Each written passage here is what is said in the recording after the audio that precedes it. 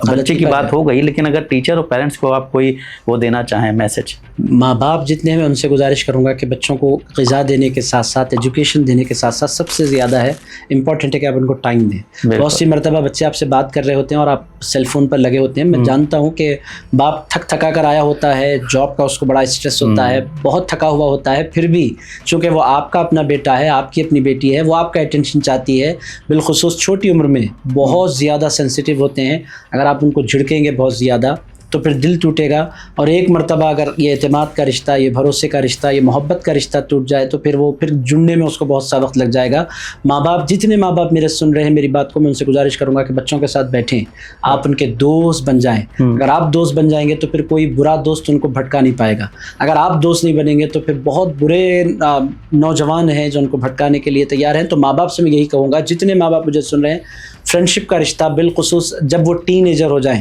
ان کو غصہ بہت آتا ہے، وہ بہت سی مرتبہ بدتمیزی بھی کر دیتے ہیں، محبت اگر آپ دے دیں گے تو انشاءاللہ وہ پھر پلٹیں گے اور آپ سے محبت کریں گے، اور آپ کی محبت ہی ان کو اس لت سے بچا سکتی ہے، دوسرا کوئی اور سبب نہیں۔